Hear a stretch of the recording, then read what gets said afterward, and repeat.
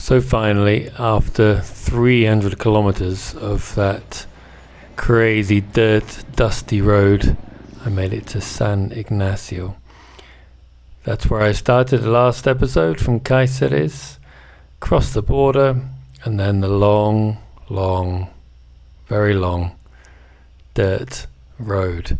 There's Espiritu, where I stayed the night, and then finally in San Ignacio de Velasco. The first thing I had to do was wait for over an hour for some petrol.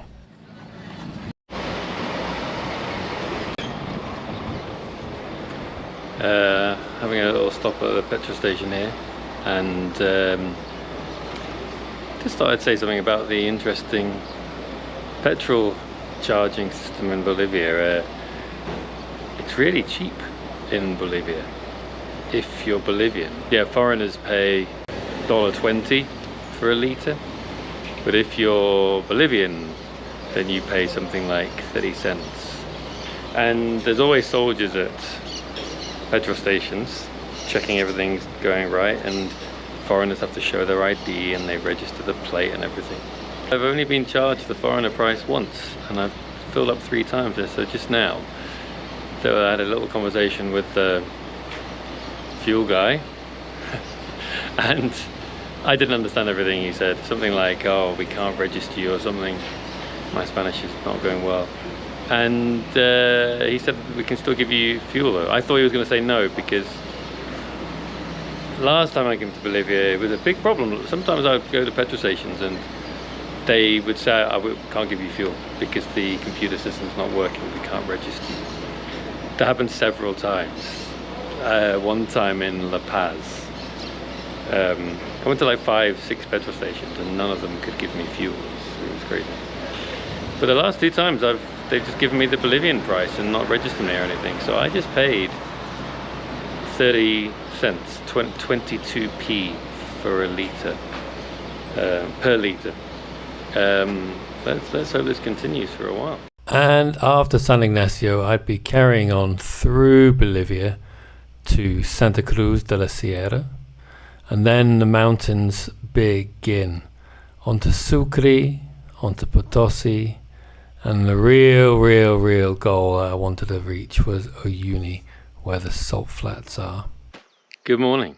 It is a lovely day here, just a few kilometers outside Saipina, where I stayed the night, and halfway in between Santa Cruz de la Sierra and Sucre. It is so gorgeous here already. And at the moment we're at about 1,600 meters, but I know because I actually drove this road 2 years ago. The other way though, it's gonna get even better soon.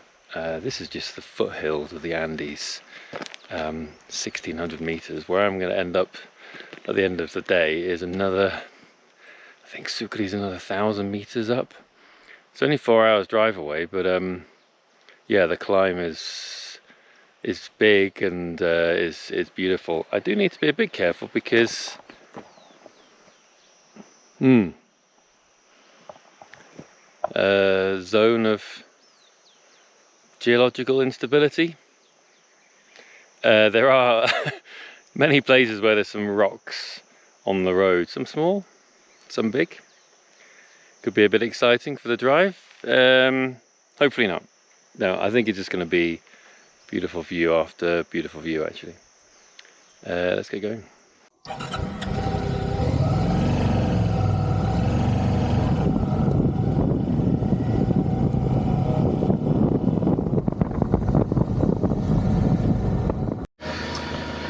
So all these lorries are stuck because of this road blockage. It's pretty comprehensive. I think the only way, can I get around?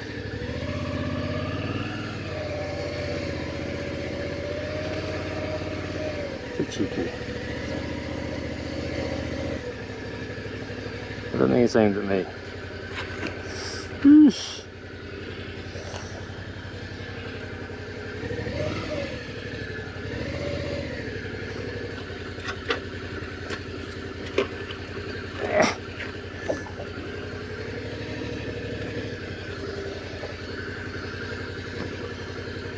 sharp it turned to me.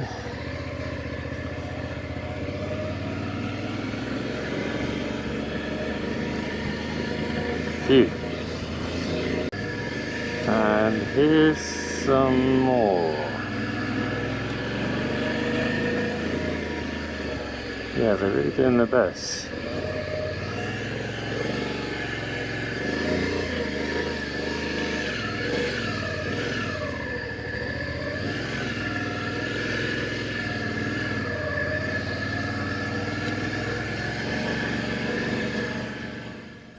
I had been warned about these blockades.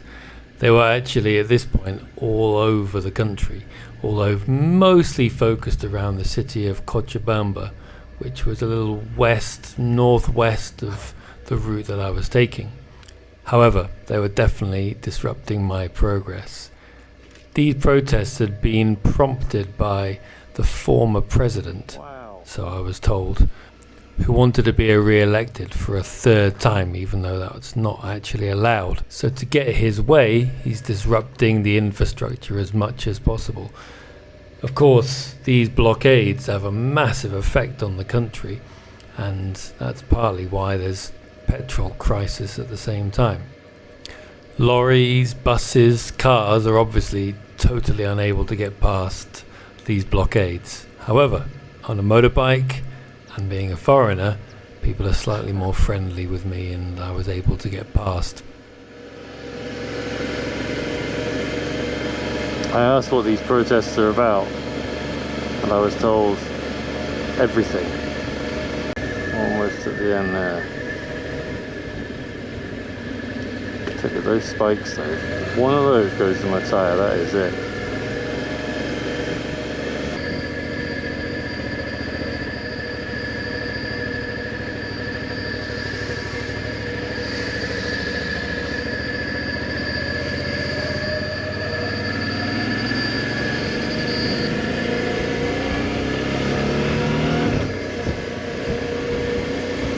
Could be it. So the latest roadblock has taken me off-road. The people sitting, resting near this latest roadblock said like the road is completely impassable and I'll be best off going really off-road. They were very kind, they pointed me in the right direction. But it is quite an off-road trek. Kind of fun, assuming it's not for too long. And I'm taking it easy, there's no rush. Crikey, even this bit's a bit blocked. So yeah, no trucks or buses are going to take this path, but at least motorbikes can. Although the trees that they block the road with are incredibly spiky, and I am concerned that I've driven over one or two or 10 and given myself a flat, or my front tyre is just a little bit flat and I need to put up. One of the two. Whee! Can I get up that way? I don't think I can. It looks like it's blocked as well. I'll have a look just in case. It's just up there, so close. Whoop. No, that is very much blocked. No, okay. Go back the other way. Didn't record it, but my god, that was pretty painful in a particular place. Saved the bike somehow. This is hard work. Very sandy, gravelly now. This is the riverbed, eh? Ow!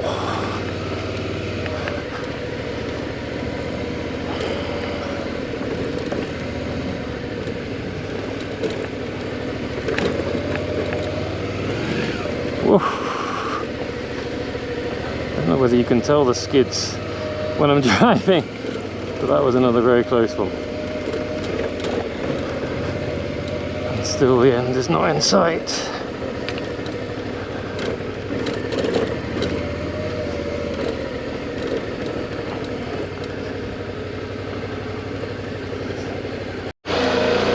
There's the end in sight over there. It's going back towards the road.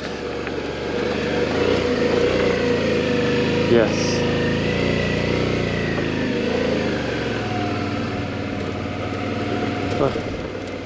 Wow.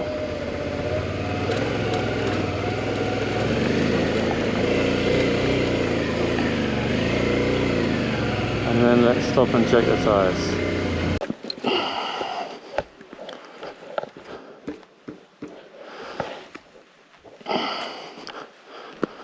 Looks alright. I mean, they look alright. Phew. And another blockade. This looks like it's a big one. Certainly more trucks than anywhere else. Wow. As there were so many people at this blockade, I stopped to talk to the people there. There was a bit of a standoff between the people who had created the blockade and the people who'd been waiting in the queue. Some of the lorry drivers there had been waiting for 3 days for this to clear up. So while they were supportive in theory about the protests, they were getting a bit fed up.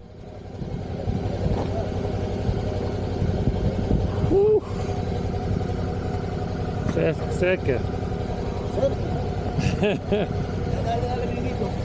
Gracias.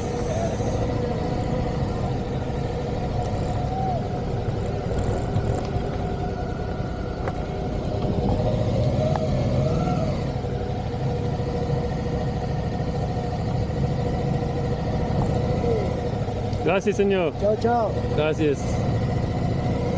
Chao, gracias, adiós.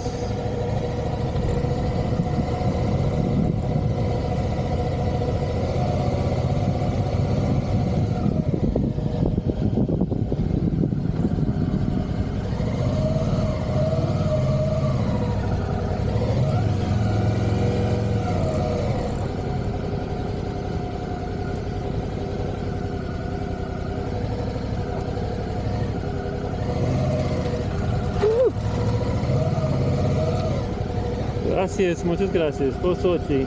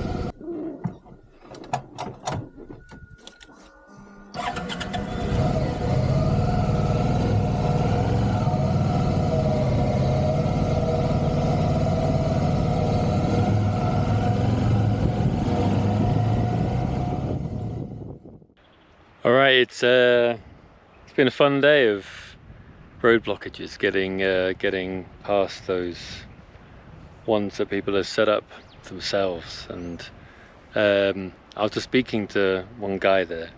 He said it's the last one before Sukri. Great. Found another one. This is a different one though. This is some roadworks. When I arrived at the little cones in the road, I just sat there on my bike, expecting to be let through while in a minute after some traffic's gone the other way. And then the woman gestured, "You should wait over there." And I asked, "How long is it going to be?" And she just put her things up, 2. I said, 2 minutos. She shook her head. Horas. 2 hours. 5 o'clock it's going to open again. Yeah, just got to wait. There are diggers seemingly deliberately throwing dirt and rocks onto the road. So yeah, that's why the road's closed, and you can see some trucks and stuff waiting. Wow, what a day. It's a bit frustrating.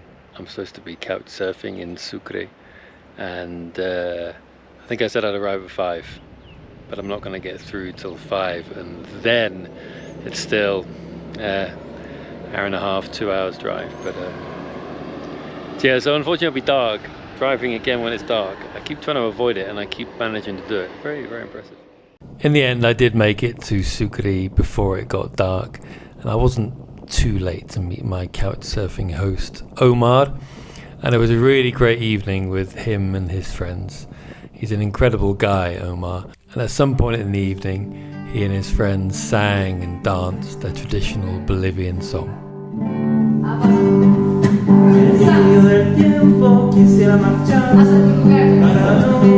Oh wow, this is really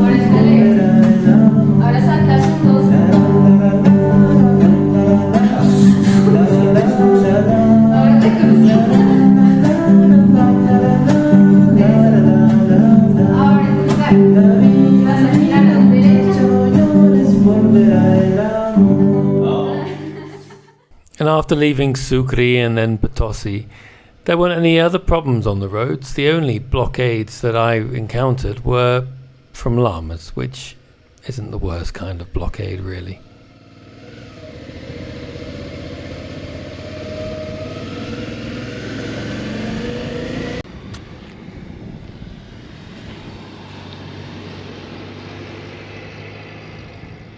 Just chilling out with some llamas.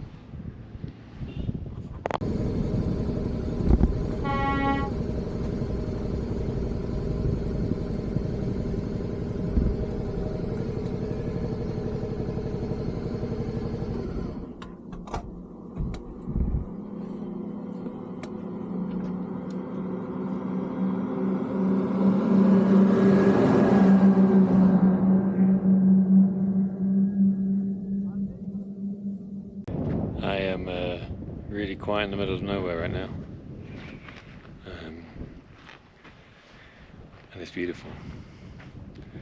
Really close to a uni now, just 37 kilometers or something. Couch surfing again. Should be interesting. I was coming to Uyuni, of course, for the salt flats. I'd been before, but to drive my motorbike across them, I was sure was going to be absolutely spectacular. And even the approach to the salt flats was already looking spectacular as the mountains gave way to enormous open plains and the salt flats. I am finally in the uni, and it is dry and dusty, and but a beautiful blue sky sunny day, and now it is the salt flats. The salt flats are actually right on the edge of the town, but to access them it's about half-hour drive. Following that, it's a short 2-kilometer drive roughly to a kind of tourist center where there's that enormous Dakar Bolivia sign, a shop, some toilets, and famous around here, the flags.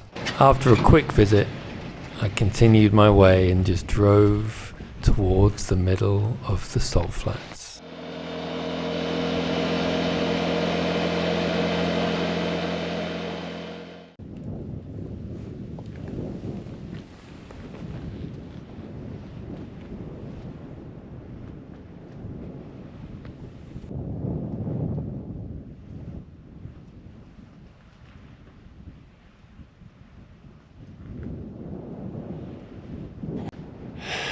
Don't really know what to say.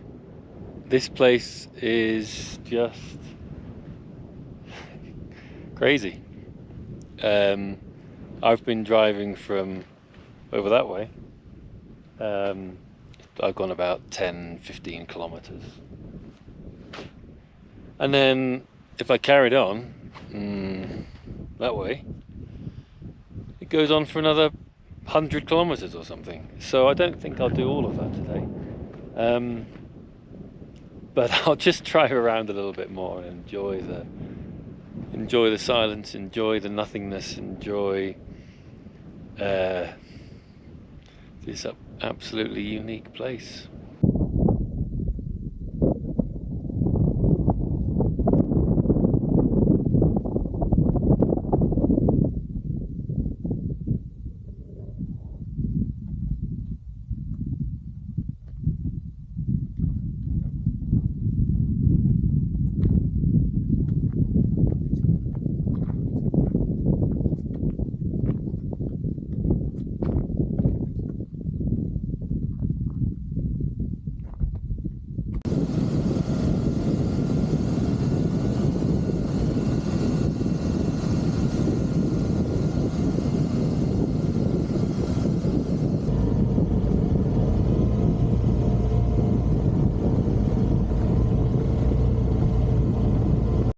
You totally lose all perspective out here. A car was going past. I've no idea how far away it was. 200 meters? 300 meters? But I couldn't hear it. It kind of seemed close, but I couldn't hear it at all. And then time seems to have stopped. I don't know how long I've been out here for now. Just stopped in the middle of nowhere with my bike, and yeah, I kind of just want to stay here for another couple of hours, but I should probably get back sometime.